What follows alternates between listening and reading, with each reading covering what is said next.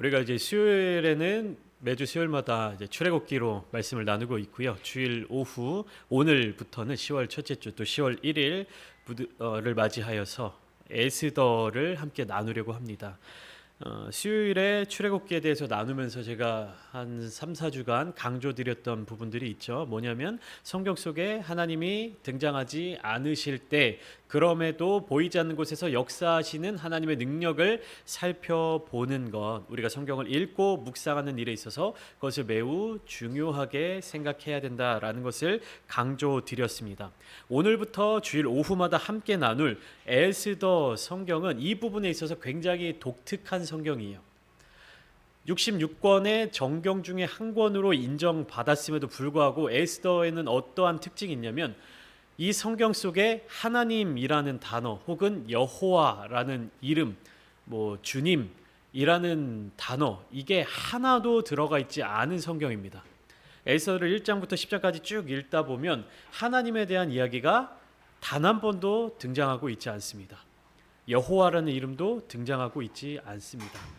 어떻게 보면 어떤 페르시아의 역사 이야기 혹은 페르시아에 속한 어떤 유대 민족들의 역사 이야기라고 봐도 무방할 정도로 하나님의 개입이 전혀 나타나 보이지 않는 상황입니다. 우리가 출애굽기를 지금 나누고 있지만 어떻습니까? 1장에 하나님의 역사하심이 나타나고 있지는 않지만 두 산파가 부하와 시브라라고 하는 산파가 하나님을 두려워하였고 그 두려움으로 말미암아 애굽 왕의 명령을 거역했을 때 하나님께서 그들의 가문에게 복을 내려주셨다라는 이야기가 나오고 있죠. 그러니까 하나님께서 직접 등장하고 계시지는 않지만 하나님이 배후에서 어떻게 역사하고 계신지에 대한 그런 단서들이 나타나고 있어요. 그런데 이 에스더서는 그러한 배경적인 단서조차 나오고 있지 않습니다. 하나님의 이름이 전혀 언급되고 있지 않는 성경, 이 성경을 쭉 읽어가면서 이 주인공들이, 등장인물들이 움직이고 행동하고 판단하는 모든 근거에 하나님이 계시는가, 하나님이 존재하시는가, 이스라엘 백성들은 나타나고 있지만 그 이스라엘 백성들은 약속의 백성들, 언약의 하나님이라고 그렇게 언약을 주셨던, 약속을 주셨던 하나님이 등장하지 않고 있을 때 과연 어디에서 하나님을 찾아야 하는가, 어느 부분에서 하나님을 발견할 수 있는가, 이것을 계속해서 질문해 볼 수 있는 성경인 것입니다. 그러니까 이것을 계속 묵상하고 해석하고 또 애써서를 우리가 잘 깊이 읽어 나가면서 오늘날의 우리의 삶에 있어서도 어떻습니까? 하나님이 느껴지지 않을 때, 하나님이 겉으로 나타나 보이지 않는다고 여겨지는 그 순간 우리가 어떻게 대처해야 하는지, 그 순간 가운데에서도, 그 환경 가운데에서도 우리가 어떻게 믿음을 지켜 나가야 하는지에 대해서 우리가 해답을 하나씩 찾아가는 시간들을 가져보려고 합니다. 이 구약 성경 중에는 신약 성경에서도 마찬가지이겠지만 여성의 이름이 책의 제목으로 딱 정해진 성경이 두 권이 있습니다. 오늘 함께 나누었던 에스더가 책 제목이자 여성의 이름, 주인공의 이름이고, 또 한편은 룻기입니다. 룻기도 룻이라고 하는 여인의 이야기가 담겨져 있고 그것이 성경의 제목이자 주인공인 것이죠. 이 룻과 에스더, 그 룻기와 에스더서는 여러 면에서 서로 비슷한 면이 있고 또 대조를 이루는 면도 있습니다. 간단하게 설명을 드리면 룻은 이방 여인입니다. 이방 여인은 모압 백성으로서, 이방 여인으로서 누구랑 결혼을 하냐면 이스라엘 남자랑 결혼을 합니다. 에스더는 이스라엘 여인입니다. 이스라엘 여인으로서 이방 남자랑 결혼을 합니다. 그러니까 페르시아의 왕이랑 결혼을 하게 되죠. 그 부분이 좀 비슷하면서 또 대조를 이루는 부분이고요. 마찬가지로 그렇기 때문에 어떻습니까? 룻은 이방 여인으로서 이방 땅에 살다가 결혼한 이후에 여러 가지 일련의 사건들을 거쳐서 유다 베들레헴 땅으로 들어오게 되죠. 그러면 에스더는 어떻습니까? 유다 이스라엘 민족이었지만 뭐 여러 가지 전쟁 포로 상황 가운데 또 이방 땅으로 결혼해 들어가면서 유대 민족 그 지역을 벗어나서 이방 나라, 이방 지역, 페르시아 수상궁이라고 하는 그 장소에 등장하게 되는 것이죠. 그리고 이 두 여인은 이스라엘의 중요한 그 역사적인 구원에 큰 기여를 했다는 점이 공통점으로 꼽을 수 있습니다. 룻은 누구의 조상이냐 하면 쭉쭉쭉 연결해서 내려가면 다윗 왕으로 이어지는 계보가 있고 그 다윗 왕은 결국 어디까지 연결됩니까? 예수 그리스도에게까지 연결이 되는 것이죠.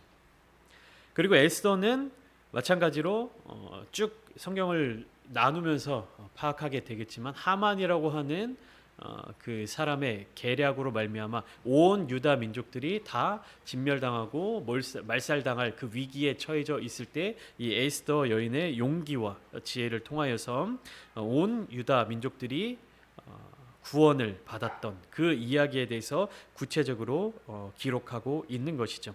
그러니까 여인의 몸으로서 굉장히 위대한 일들을 성취했고 또 그 위대한 일들이 후대까지 기록이 되고 기억되게 된다라고 하는 사실입니다. 에스더의 남편으로 등장하는 사람이 누구냐면 성경에 보면 아직 이제 에스더가 등장하고 있지 않고 에스더의 결혼에 대한 이야기가 나오고 있지는 않지만 1절에 보면 이 일은 아하수에로 왕 때에 있었던 일이다라고 되어 있는데요. 이 아하수에로는 역사적 실존 인물입니다. 굉장히 유명한 사람이에요.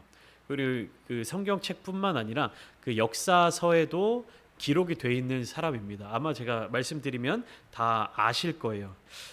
아하수에로라고 하는 것은 이제 페르시아 이름을 히브리 언어로 바꾸어서 발음으로 이제 한 이름이고요.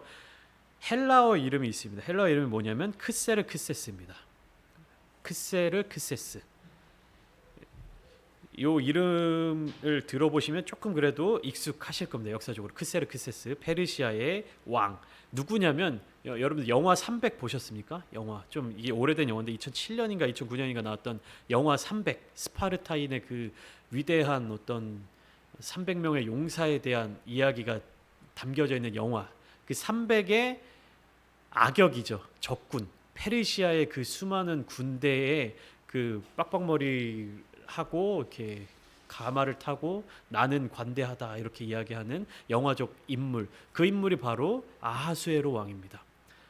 그러니까 그리스의 그 300명의 용사가 맞부딪혀서 대항했던 페르시아 대제국의 왕 그 왕이 바로 아하수에로 왕이었다는 사실이죠.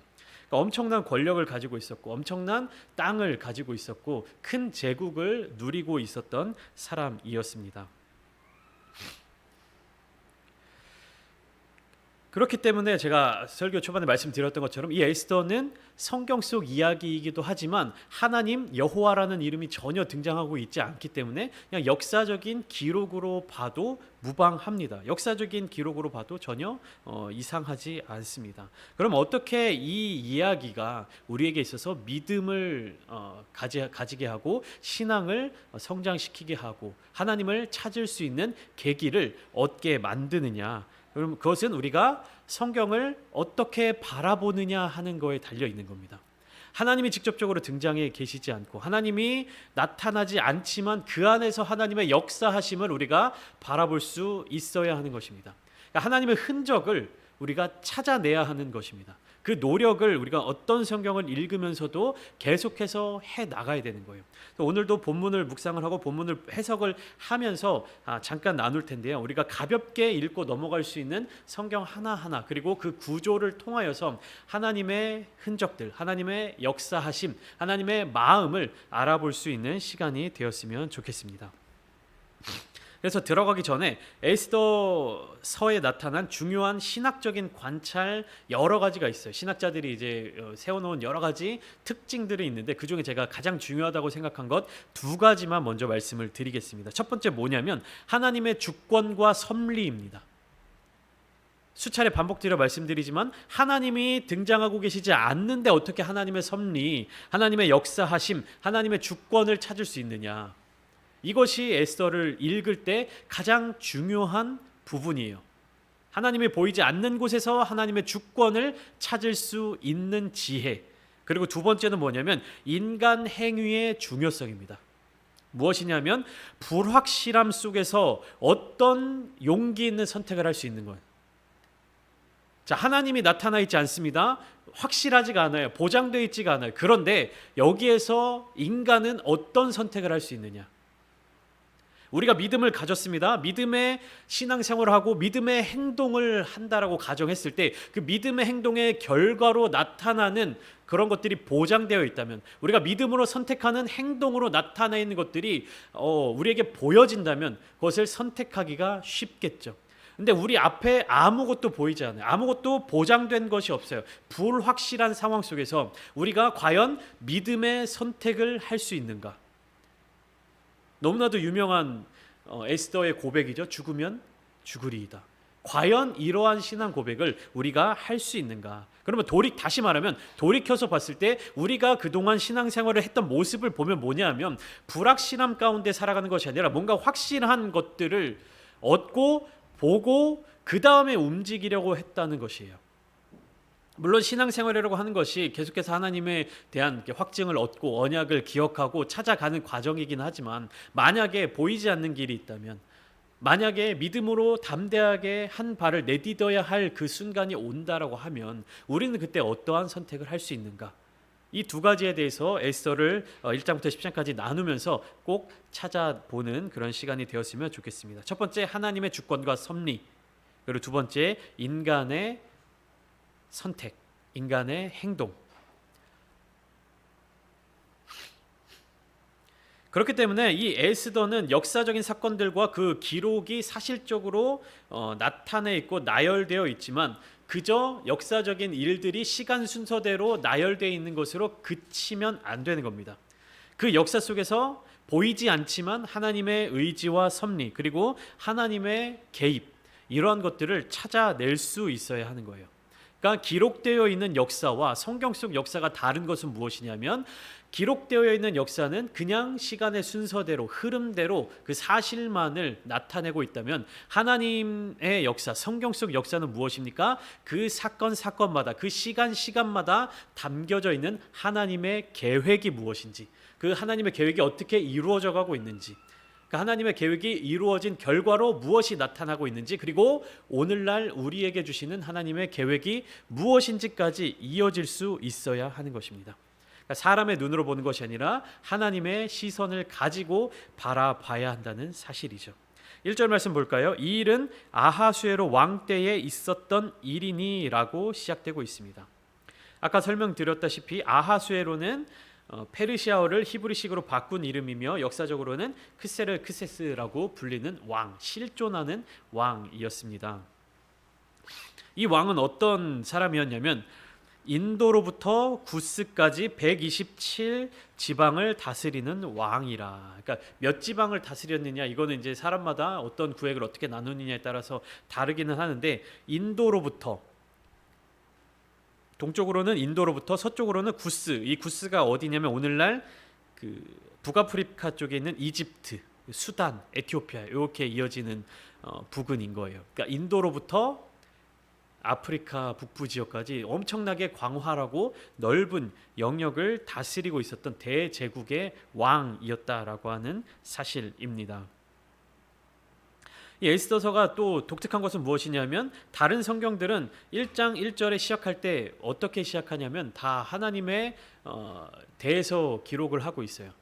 선지자들, 예언자들이 그 예언서를 시작할 때 하나님의 어떤 부르심을 받아서, 하나님의 뜻을 받아서 이렇게 시작하고 있고, 혹은 이제 욥기와 같은 이제 그런 이야기 책에도 오늘 오전 예배 때 1장 함께 나눴지만 하나님에 대한 이야기가 나오잖아요. 욥이 우스 땅에 사는 사람이었는데 하나님을 경외하는 사람이었다. 하나님에 대한 이야기가 다 등장하고 있는데 에스더는 시작부터 끝까지 하나님이 전혀 등장하고 있지 않다. 근데 이 아하수에로 왕이 2절부터 보면 왕위에 즉위한 후에 제3년째 되는 그 해에 잔치를 굉장히 크게 베푸는 모습이 나타나고 있습니다. 그의 모든 지방관과 신하들을 위하여 잔치를 베풀었다 라고 하는데, 이 아하수에로의 아버지가 있습니다. 그러니까 크세르크세스 왕의 아버지가 누구냐면 다리우스 1세입니다. 그러니까 역사적인 사실의 다리우스 1세. 이 다리우스 1세는 누구냐면, 이 페르시아 왕의 이름은 좀 낯서시겠지만 마라톤 전투 아십니까, 여러분? 마라톤 전투. 마라톤 평원에서 페르시아 군과 그리스 군이 전쟁을 벌여서 그리스 군이 이긴 전쟁이죠. 그래서 그 마라톤 전쟁에서 어떤 스포츠가 유래되었습니까? 예, 마라톤이 유래된 거죠.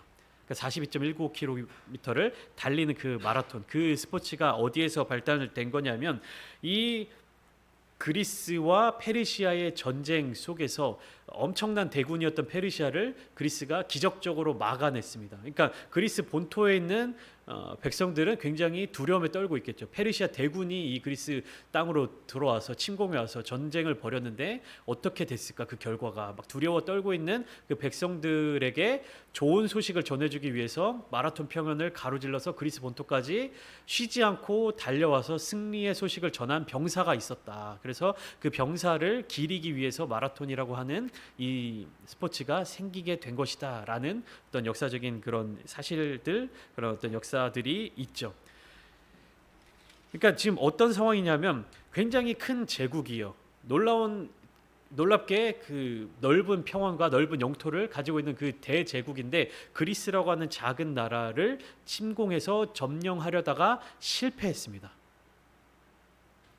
그렇지만 여전히 왕권은 강력하고, 그 아버지의 복수를 하기 위해서 이 아하수에로 왕이 다시 한번 그리스를 침공하기 위해서 전쟁을 준비하고 있는 과정인 것이에요. 왜 잔치를 베풀었느냐 하면, 내가 아직 이만큼 건재하다, 부유하다, 우리 페르시아 제국은 그 정도의 어떤 전쟁에서의 패배로는 전혀 끄떡하지 않는다라는 것을 보여주기 위한 잔치였습니다.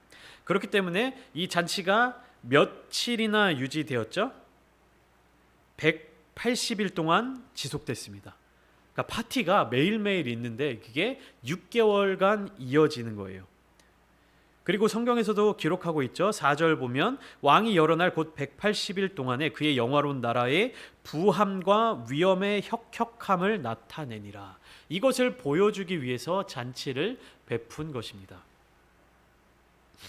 그러니까 뭐냐면, 자기 아버지 선왕인 다리우스 1세가 전쟁에 나가서 패하고 돌아왔지만 우리는 여전히 강력한 나라야. 그리고 내가 곧 다시 그리스 원정을 떠날 건데, 우리 제국, 우리 왕궁의 세력을 과시하려는 목적이 있는 것이죠. 그리고 무엇입니까? 모든 지방관들을 모았죠. 충성심을 다시금 고취시키고 이들로 하여금 군사적인 지원을 얻어내기 위해서 이렇게 잔치를 베풀고 있는 것입니다. 그리고 그 모인 6개월간 어떻습니까? 각 지방관들, 리더들이 모인 거잖아요. 각 총독들이 모인 거잖아요. 그러니까 거기서 다양한 군사적인 전략도 짜고 전술도 짜고 여러 가지 이제 이야기들을 나누기 위해서 무려 6개월 동안이나 잔치를 베풀게 되었습니다. 이 전쟁의 이름이 뭐냐면, 이제 기원전 480년에 있었던 살라미스 전투예요. 살라미스 전투. 그래서 페르시아 제국과 그리스의 전쟁이었죠. 이 큰 전쟁을 위해서 왕국의 화려함과 장엄함을 과시하고 전쟁 준비를 하기 위해서 거대한 잔치를 베풀었는데, 이게 180일간 계속되었고, 여기서 끝난 것이 아니라 그 180일간의 귀족들, 그다음에 그런 신하들을 위한 잔치가 끝나고 난 이후에 일반 백성을 위한 잔치를 수도 수산궁에서 일주일간 더 베풀었습니다.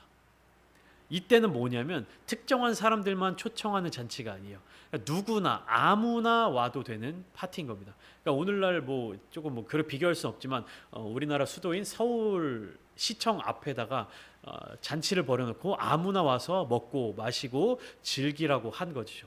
그러면 그 예산이 얼마나 더 많이 나가겠습니까? 거기에 들어가는 비용이나 인력이나 조직이나 어떤 기획이나 행사력이 엄청나게 더 많이 들어가겠죠. 근데 이 연회는 누구를 위한 잔치였냐면 남자들을 위한 잔치였어요. 그러니까 남자들을 위한 잔치를 이 아하수에로 왕이 벌인 겁니다. 온 백성들을 위한. 근데 그 백성들이 누구를 위한? 남자들을 위한. 이것을 여러분들이 기억하시면 좋을 것 같아요. 남자들을 위한 잔치였다. 이게 다음 주부터 나눌 어떤 사건의 발단이 됩니다. 그러니까 왕궁 정원에 모두 모여서 각기 원하는 대로 술을 마음껏 마시도록 했죠. 그러면서 이제 이게 남자들을 위한 잔치이기 때문에 왕후였던 와스디는 이제 여자들을 위한 부인들을 위한 별도의 연회를 이제 왕궁에서 주관하여 베풀고 있었습니다. 그러니까 완전 여기저기서 광란의 파티들이 계속해서 일어나고 있는 거예요. 나 돈 이만큼 많어, 나 이만큼 부유해, 나 이만큼 권력 있어라는 것을 자랑하기 위해서 6개월간 일도 하지 않고 계속해서 이제 잔치를 벌여가고 있었던 것이었죠. 그러니까 2절부터 4절까지는 이제 귀족들, 지방관과 신하들을 위한 이제 잔치였다면 5절부터는 일반 백성들을 위한 잔치의 어떤 구체적인 설명인데, 보면 이 날이 지남에 왕이 또 도성 수산에 있는 귀천간의 백성을 위하여 왕궁 후원 뜰에서 7일 동안 잔치를 베풀세. 6절에요. 백색, 녹색, 청색 휘장을 자색 가는 배줄로 대리석 기둥 은고리에 메고 금과 은으로 만든 걸상을 화반석, 백석, 운모석, 흑석을 깐 땅에 진설하고, 이렇게 기록되어 있습니다. 제가 이걸 쭉 묵상하면서 도저히 이게 안 읽혀지는 거예요. 이게 무슨 얘기지? 이게 무슨 소리지? 알 수 없는 이야기들이 막 이렇게 복잡하게 좀 있는 것 같아서 이 6절, 7절만 찬찬히 한 단어 한 단어를 다 뜯어서 살펴봤어요. 보면 이 왕이 왕궁 후원 뜰에서 잔치를 베풀었다고 하는데 어떤 주석을 찾아보니까 이 후원의 너비가 한 100m 이상 된다고 하는 거예요. 가로 한 100m, 뭐 너비 한 70 몇 미터 해서 엄청나게 이제 큰 뜰을 이제 온갖 그 보석이랑 온갖 이제 화려한 돌들로 이제 장식을 해놓은 거죠. 6절을 한번 자세히 볼까요? 백색, 녹색, 청색, 휘장. 일단 여기까지 한번 끊어볼게요. 백색, 녹색, 청색, 휘장. 그러니까 휘장이라고 하면 위에서 이제 뭔가 이렇게 화려하게 천으로 달아놓은 어떤 장식물을 이야기하는 거죠. 그 휘장이 색깔이 굉장히 다양합니다. 백색, 녹색, 청색. 이거 다 뭐냐면 왕의 색깔을 의미하는 거예요. 이것을 이 휘장의 색깔들도 엄청나게 화려한데 자색 가는 배줄로 엮은 거예요.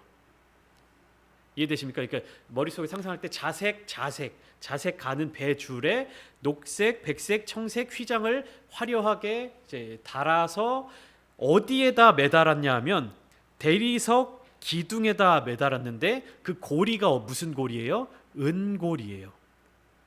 그러니까 하나하나 모든 장식물들이 어떤 겁니까? 굉장히 귀한 옷감들, 직감들, 그리고 대리석이라고 하면 또 돌 중에 가장 또 비싼 돌이고, 은고리, 그것조차 액세서리조차 이제 보석으로 장식을 하게 된 것이죠. 그리고 이어서 뭐가 나옵니까? 금과 은으로 만든 걸상이 나옵니다. 걸상인데 금과 은으로 만든 걸상인데 이것을 어디에다 두었냐면 화반석, 백석, 운모석, 흑석을 깐 땅에 진설하고. 이게 어렵죠. 그러니까 뭐냐면 다시 설명을 드리면 바닥이 무엇으로 이루어졌냐면 화반석, 백석, 운모석, 흑석으로 땅을 다 바닥을 깐 거예요. 오늘날로 따지면 이제 이게 귀한 돌들이거든요. 그러니까 보석들로 바닥을 쫙 깐 거예요. 우리 교회 바닥은 이렇게 장판으로 이렇게 깔려 있잖아요. 근데 이 바닥이 뭘로 되어 있냐면 뭐 예를 들어 금과 은으로 막 이렇게 되어 있는 거예요. 굉장히 고급스러운 돌들로 바닥이 깔려 있고 그 바닥 위에 금과 은으로 만든 걸상. 우리가 걸상이라고 얘기하면 이제 뭐 의자나 조그만한 그런 앉을 수 있는 그런 것들을 생각하는데, 여기서 걸상으로 번역된 것이 뭐냐면 그냥 단순히 작은 의자라기보다는 이렇게 좀 눕거나 기댈 수 있는 커다란 뭐 침대나 소파에 더 가까운 가구입니다. 그러니까 뭐냐면 기대어 비스듬히 앉을 수 있는, 좀 누워서 쉴 수 있는, 지금 여기 소파가 있는데 이거 두 개를 합친 것만큼 이렇게 가로로 이렇게 좀 기대어 누울 수 있는 그러한 가구들을 쫙 배열해 놨다고 하는 거예요. 근데 이게 누구를 위한 어떤 가구와 어떤 파티의 배치입니까? 일반 백성들, 남자들을 위한, 그러니까 귀족들을 위한, 왕족들을 위한, 왕 자신을 위한 것이 아니라 일반 백성들 아무나 와서 다 누릴 수 있는 그러한 잔치를 이렇게 거대하게 만들었다라는 것이에요. 그리고 여기서 끝나는 것이 아닙니다. 7절을 보면 술을 마시는데, 음료를 마시는데 뭘로 마시냐면 금잔으로 마시게 하는 거예요. 그리고 잔의 모양이 각각 다 다릅니다.